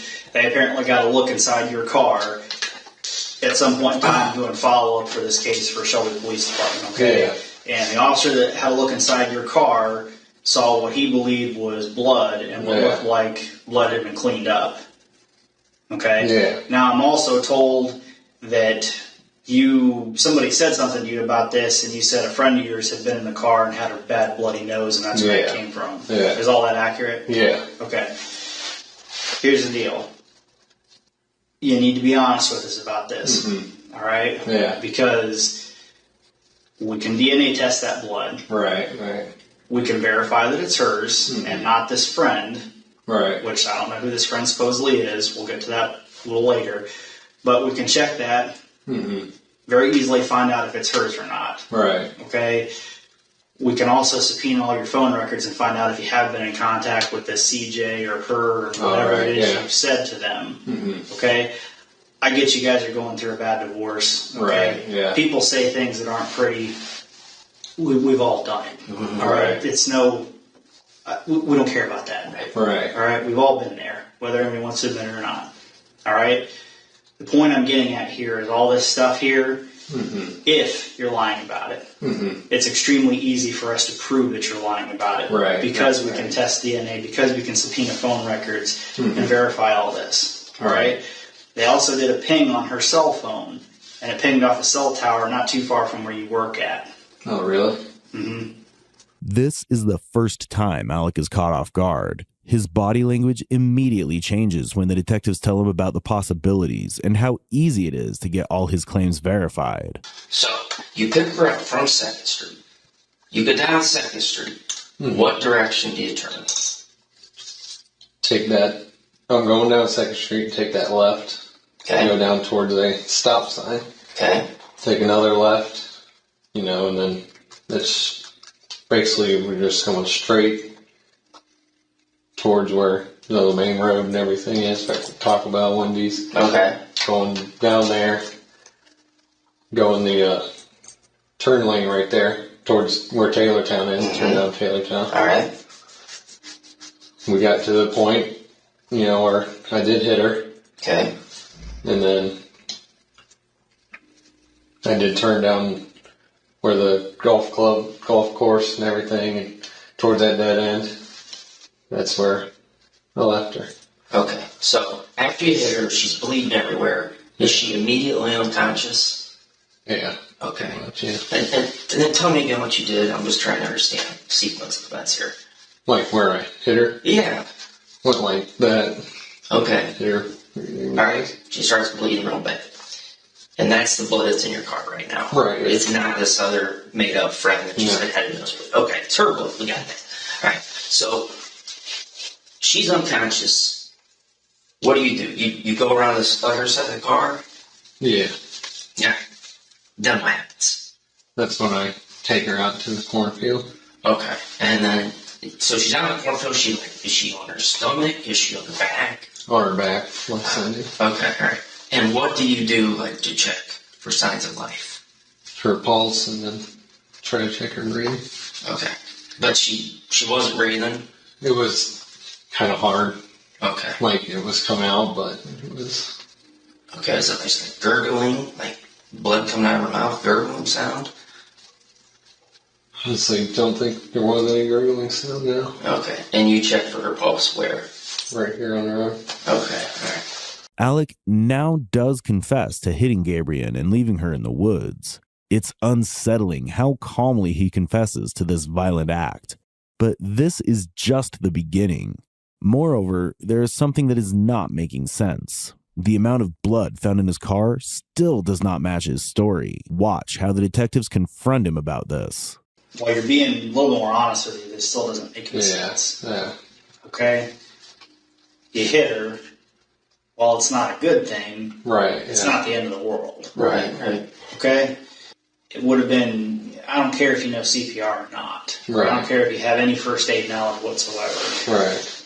You're not out in the no civilization. Right. You're mere minutes from Shelby, Shiloh, right. places with people that you can take her to get help. Right. You got phones you can call. Right. Yeah. At the very least, if you were that concerned about it, you could have at least called and then drove off after giving them a location. Yeah, I should have done that. I know I should have. Well, here's why I think you didn't. I think she was already dead when you pulled her out of that car and dumped her in the field. And you figured, I don't think anybody was at the house when I picked her up. Nobody probably saw me with her. If I just get rid of her, scrub the car down, there's not going to be enough people or enough information to say, yeah, I was with her this afternoon. You just figured you'd take your chances and hope nobody figured it out. She wasn't dead at all. She wasn't dead at all. But this is at 12:30. Right. And mind you, we're talking over a 12-hour time lapse here now when we're talking. Okay? Today it was rainy. It was cold. Right. It was foggy. So you're concerned about what's going to happen if people find out you hit her. Right, yeah. She's still alive. But yet you just dump her in a field in this cold weather where if she's unconscious, she's got more than a fair chance of freezing to death before anybody finds her. But your concern is you just don't want anybody to find out that you hit her. Yeah. This is where it makes no sense. It was just concerning me, just because hitting a woman, that was a big deal for me. But you see where I'm going with this. Yeah. It's more than just hitting. Right. Okay? I think you're smart enough to realize that, hey, I can get her help. I can take my take my hit for domestic violence if she files charges out of this. take my first degree misdemeanor and go home, no big deal. Right. All right. I don't think, as smart as you are, you'd go to that lengths to cover up a misdemeanor offense of violence. It doesn't make any sense. I wasn't thinking, honestly. She was dead when she came out of that car, wasn't she? Last I knew, she wasn't. The detectives quickly expose Alec's lie. Although he insists the attack on Gabriel was impulsive, they see through his act. He had a clear chance to get her help, but instead, he let her suffer. It is obvious that Alec wanted to hurt Gabriel, and he wanted her to feel every bit of it. Generally, one punch will not knock somebody unconscious. Right. So, I need to know, was it one punch or was it several punches? It was a couple of them, yeah. How many do you think?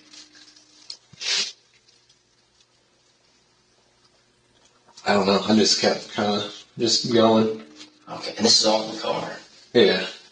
And you're using your right hand. You're going like this? Yeah, because I was driving with my left. Okay. All right, so you hit her several times with your fists. Wait, it was your fists, right? Yeah. Okay, did you hit her with anything else? A glove or a bag? I had nothing else in the car with me. Okay. All right. So you drive her out into the field, and you said you're checking for her for breath. At that point, did you put your hand on her mouth to cover it, to just finish it off? This is done. Come this far. Honestly, I did put her towards her mouth more. I didn't try to cover her nose. I could feel that she was struggling to kind of get that out. Okay, all right. So, but you knew at that point she was dead. Pretty much, yeah. I figured that she was getting her last whatever. Last breath, yeah. Okay. Pump of everything. You can be struck multiple times with a fist. Okay, you could get knocked unconscious, but it ain't gonna kill you. So I got to the point where I went something like that. Might have broke her nose enough to stop her from breathing. Did you choke her at all? No. Did you hit her in the throat at all? No.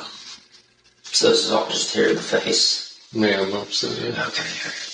So you get her in the field and you think she's still alive, but you know she's dead. Basically, yeah, she's getting to that point. You knew she was dead? Yeah. This might seem like the final confession, as it appears to give the detectives everything they need, but the Shelby Police Department is about to uncover something even more disturbing. Something that would finally connect all the missing pieces. After what appeared to be Alec's final confession, the detectives persuaded him to reveal the exact location where he left Gabriel. They braced themselves for the best-case scenario, finding her injured, or the worst-case scenario, finding her frozen to death. But what they discovered was far worse than they had imagined. He said it was in a field.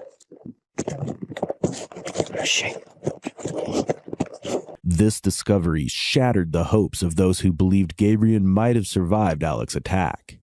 There were no silver linings left for the detectives to pursue. Only one goal remained: justice. And to achieve it, they needed to confront Alec one final time.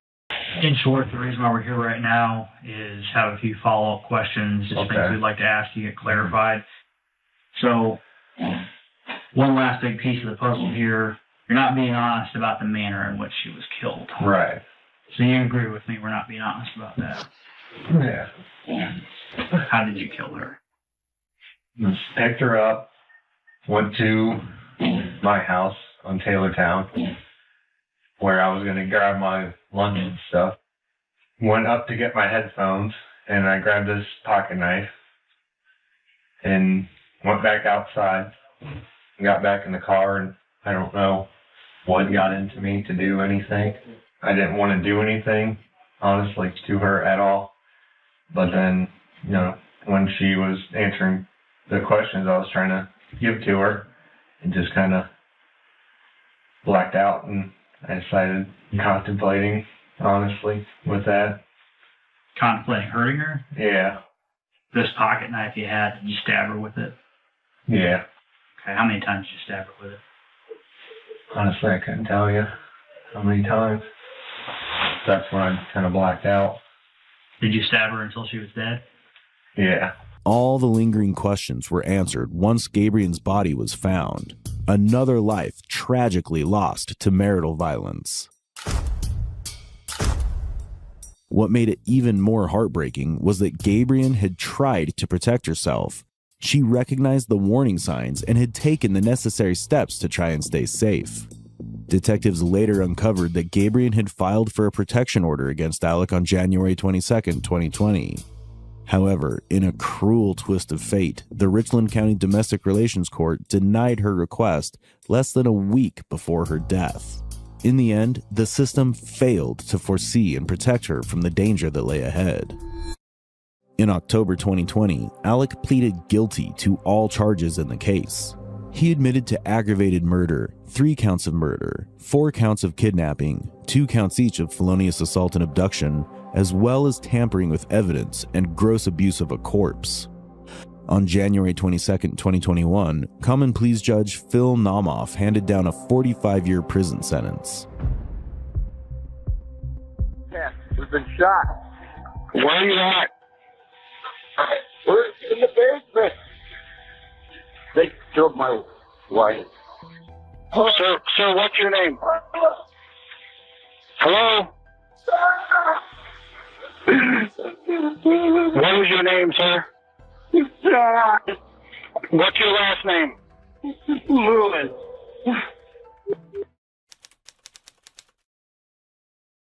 John and Carla lived at 1429 Lawndale Avenue in Nile Township, Michigan. John and Carla's journey began in the early days of 2007, leading to their marriage in 2012. However, John's relationship with Carla's daughters from her previous marriage and her relatives remained distant. Yet the couple thrived in their marriage with minor ups and downs. The couple developed a marijuana plantation space cleverly concealed behind a makeshift bookshelf in their basement. This is where Carla was shot.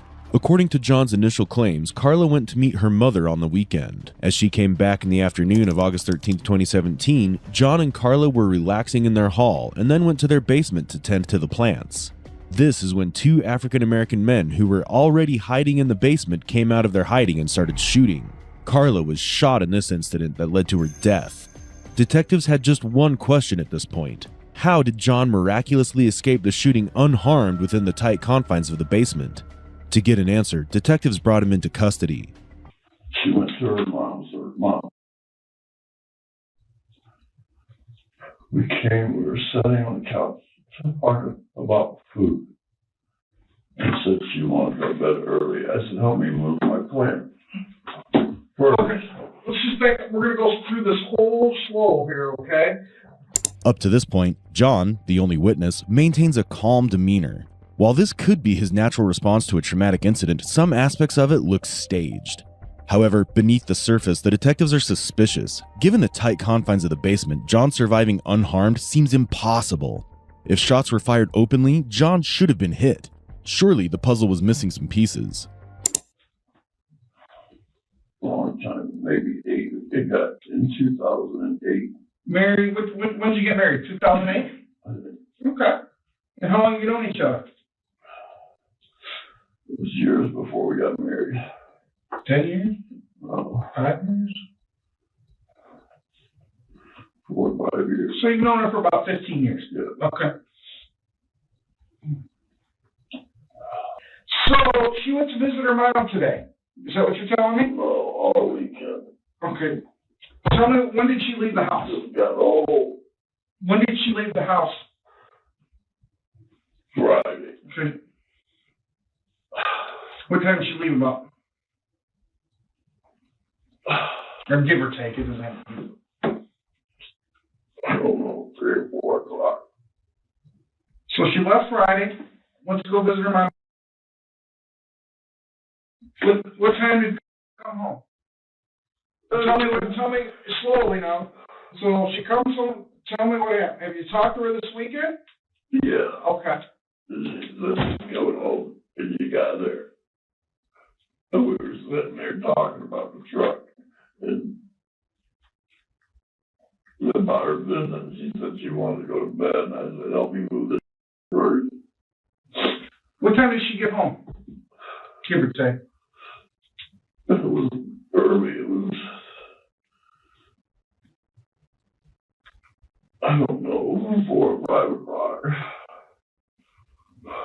We were there for an hour. We sat there, we sat on the table, we smoked and talked about her trip.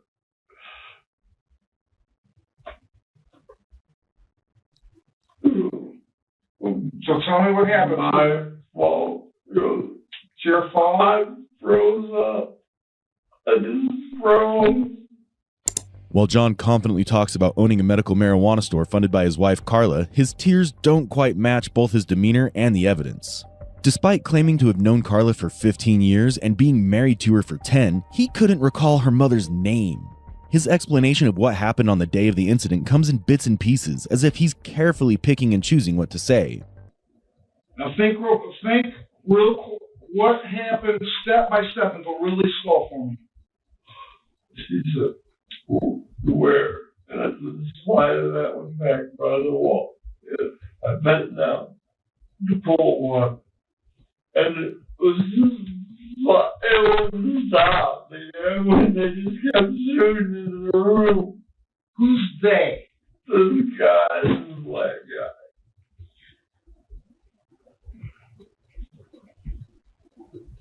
He just kept shooting. He wouldn't stop. He just kept shooting. Where were you guys at when the shooting started? You were in the marijuana room? Yeah. We were in the room.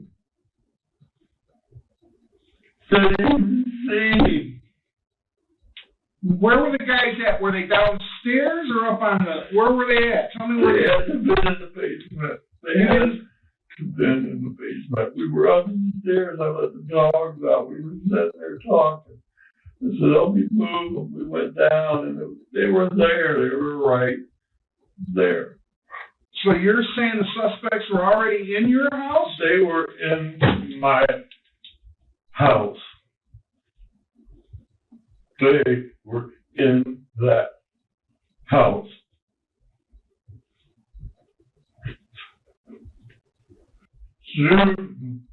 How many guys? I see 2 guys.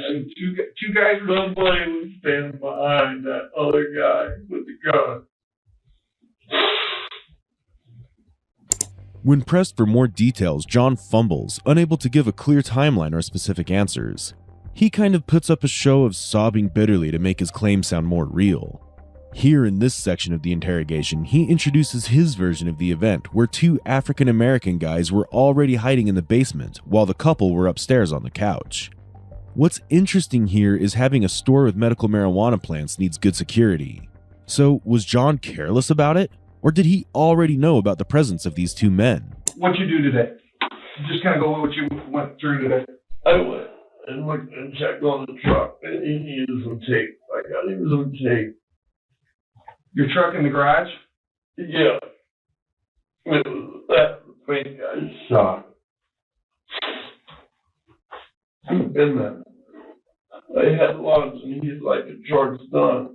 And so I've been working Washington. I was driving it around. Okay. Was your truck at the house or somebody else's house? Somebody came over to fix your truck? Is that what? No. Tell me what happened. A couple weeks ago, they messed my truck up. Okay. Who's they? But I don't know. Okay. So your truck got messed up. Vandalized it. Okay. And then I had it painted. And I just got it back today. So you went and picked up a truck today? Yeah, okay. My truck. Who was fixing your truck? Yeah. Oh. What's your real name? What do you mean? Where's he at?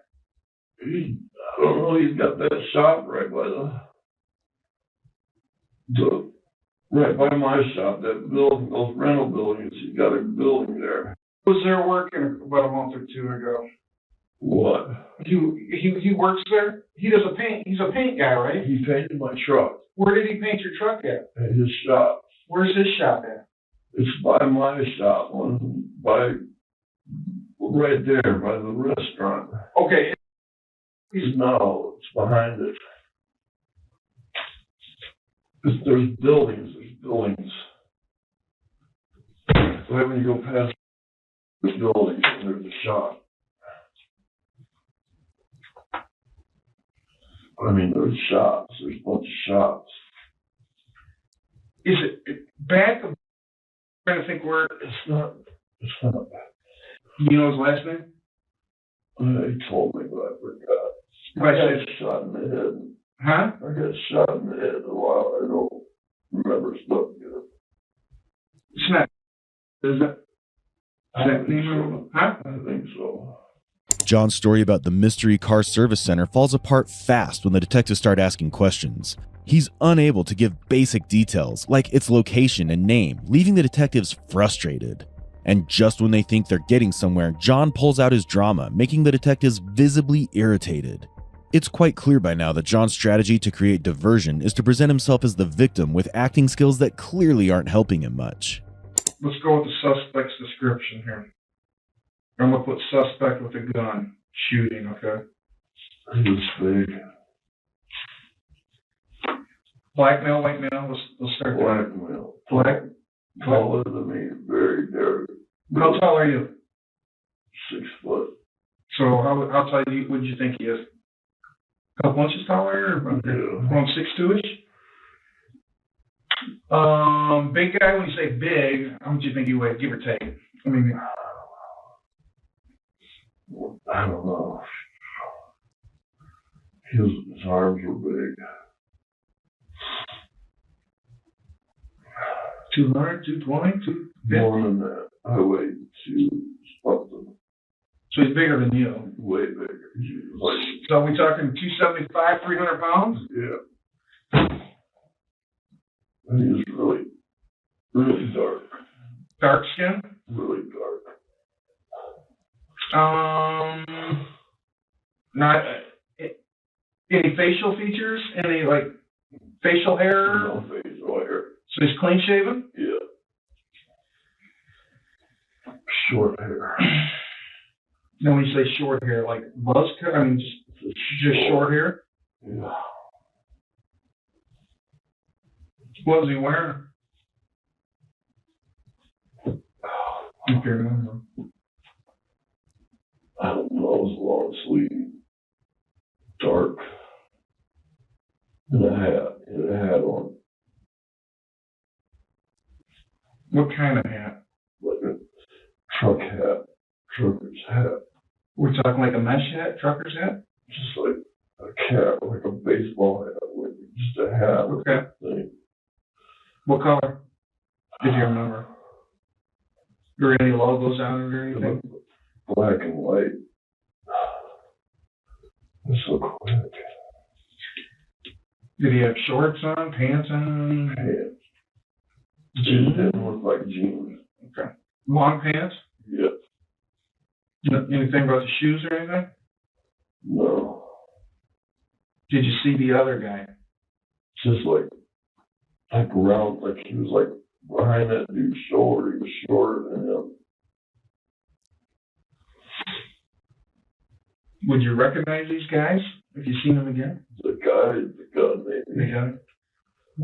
What kind of gun did he have?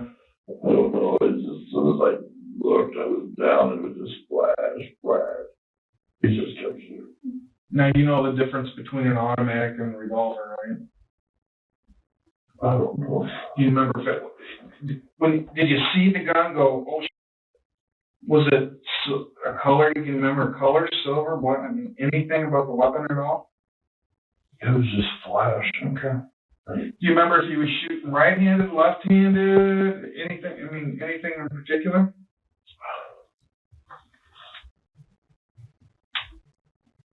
I think right. John tries to paint a vivid picture of the intruders, but fails to build sense out of his claims.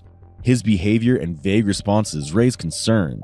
Despite detailing their physical appearance, his distress and reluctance to discuss details like their attire or weapon creates doubt on his account. It looks like he's trying hard to twist the truth. This only deepens the suspicion among the detectives. You know I got a job to do. My job is to bring justice for your wife, okay? I want to eliminate you, so there's certain... If you guys got pissed, let me know. If something happened, you know what I mean? If things went haywire and it was an accident, you gotta let me know, man. Okay. I want to go see her. So, You shouldn't have no gunshot residue on your hands at all, right? Okay. There's no weapons at all in your house? Okay. there's like my kids' old BB. No, I'm not worried about that. I'm not worried about that at all. So I got a tech that can take samples off your hands. There won't be no gunshot residue. That's good.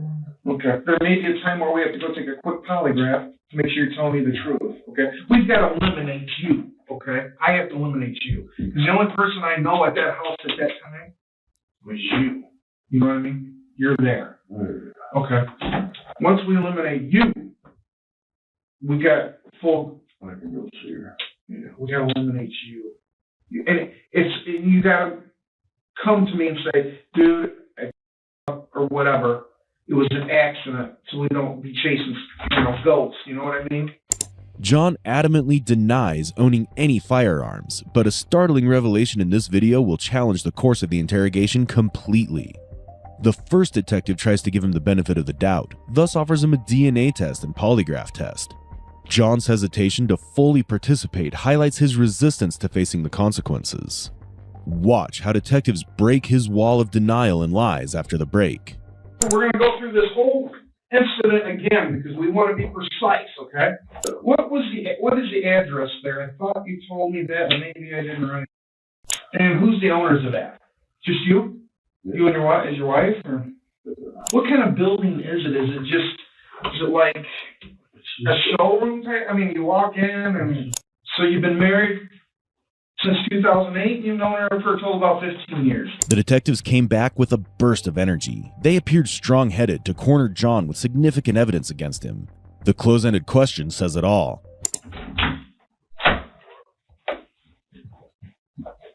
You gotta use the restroom or anything real quick, or are you good right now? We're gonna go through this whole incident again because we want to be precise, okay?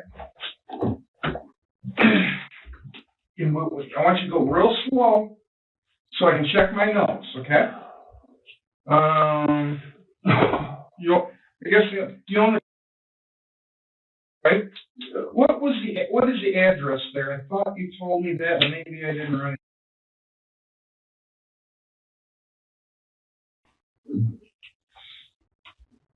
And who's the owners of that? Just you? You and your wife? Is your wife? Or? And you sell marijuana supplies. It's not a dispensary. We do meetings and we help patients find caregivers and information. And we do a food bank.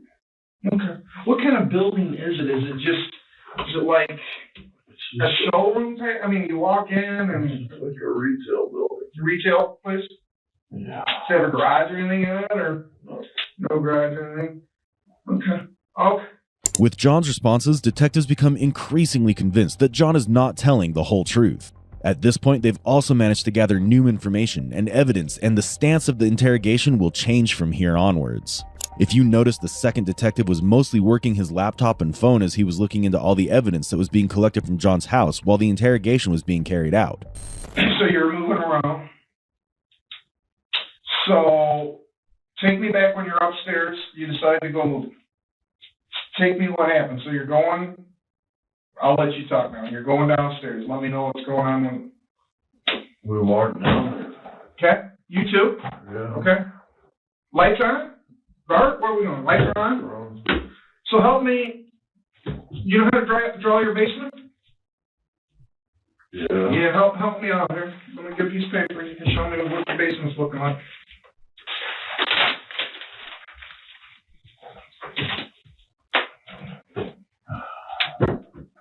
Like these are stairs.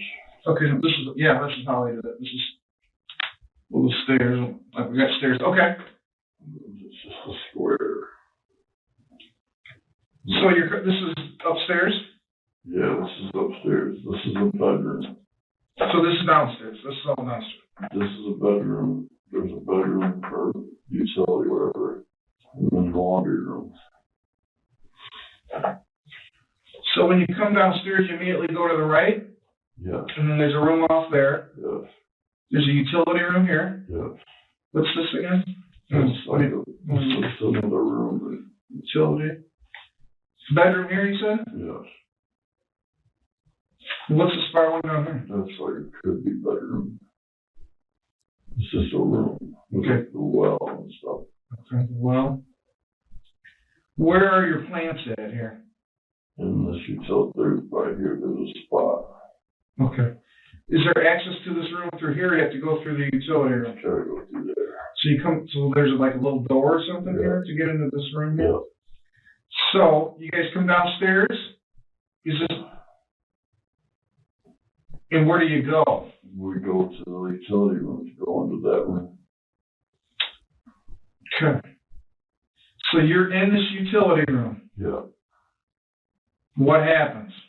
I told her, she's like, where do you want them? I said, move this one over here and this one over here. And I bent down to pull this one. And she screamed. I looked up and it was just, all I seen was blasting. And where were the guy with the gun? Right here in front of that door. As detectives use the repetitive questioning technique, this section unfolds with the detectives subtly encouraging John to take the lead, instilling a false sense of confidence. However, John's reluctance to speak suggests he's struggling to maintain his fabricated story. In the following section, detectives confront John with information that immediately changes his body language. Watch closely. So I'm on 11th, okay? We drive by my right. We got don't we have like some kitchen or restaurant there at the end? Yeah. Okay, so we go past there. Just right past that. And it's to the right? Yeah. And these are like little shops? Which one does I'm not sure it's down on the end. How many shops are there? Oh, there's a bunch. Who's the owner of that place? Yeah, you think they were like rental storage units, but they run businesses out of them. Right, that's what he did. Mm-hmm.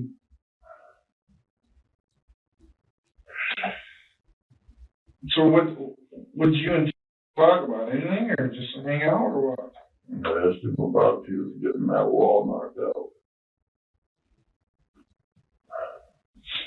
Did you give him anything? No. Nothing?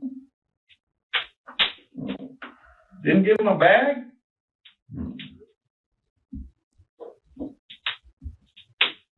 We're talking to right now.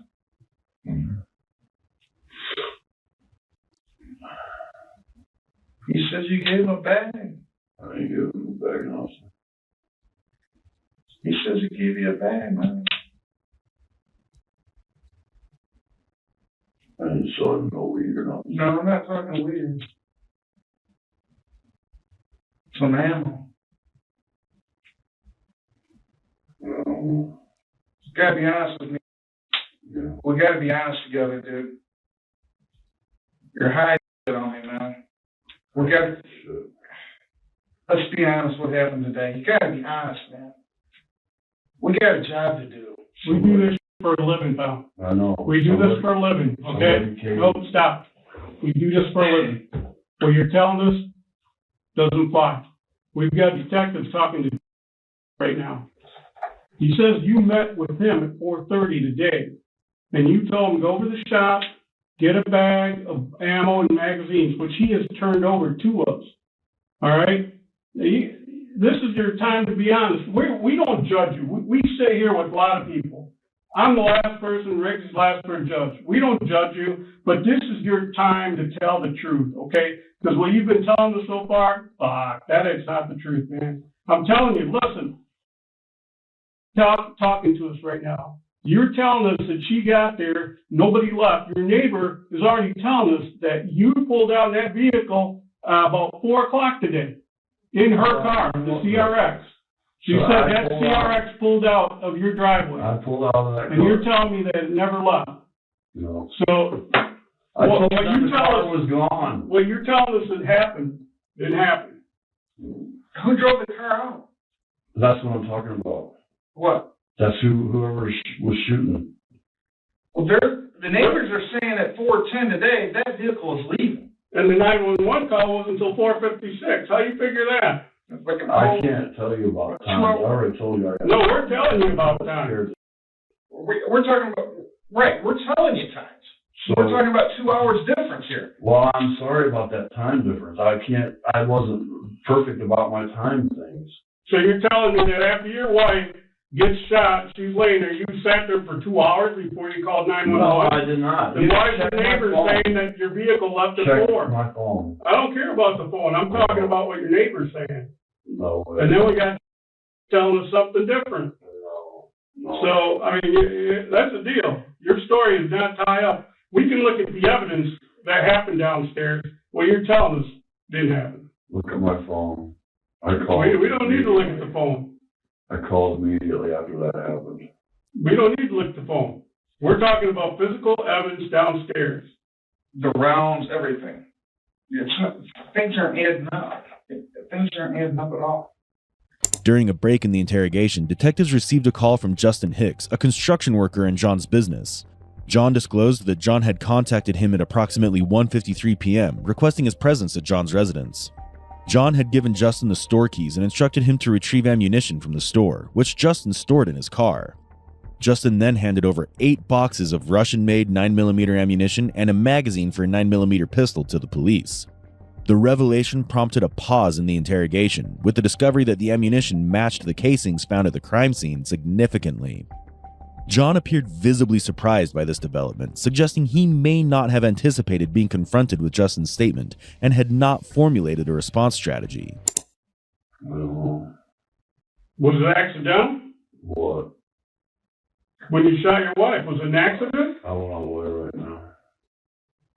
I didn't shoot my wife. Was it an accident, though? I didn't shoot my wife.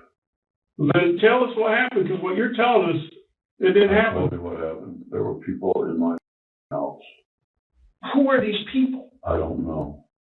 It was a black. They were black and big. The dude with the gun was black and big. Bigger than me. Why did you give this ammo? I just want to talk to a lawyer. If you guys are already telling you already accusing me of this, and I didn't do it. We can only go with the evidence. I mean, we're just looking for a space. Why is he handing over evidence to us? What are you talking about, evidence? Ammo. Magazines. Mary, that was his. Mary. Oh my God, I can't. Despite the truth being apparent, John continues to cling to his version of events, failing to accept the reality. But this is where his drama ends. Carla's autopsy report revealed a shocking story. She was shot 5 times, with one of those shots being deadly, all from the same gun Justin Hicks handed over. And guess what? Text messages found on their phones matched up perfectly with what Justin said. Turns out, Carla was the one keeping John's failing business afloat, which caused a lot of tension between them. As things heated up, secrets started to come out. It was found that Carla had a hefty life insurance policy and retirement funds, with John as the main beneficiary, hinting at a pretty dark but clear motive. And if you thought that was wild, get this.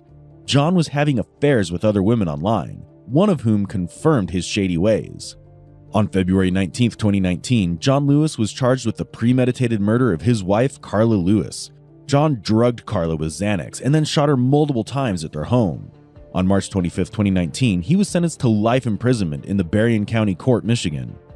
Had it not been for Justin Hicks and his statement, do you think a man like John, who used a woman for 15 years, would have gotten away with such a horrendous crime? Let us know in the comments. For more such exclusive content, like, share, and subscribe to our channel, Real Crime Psychology.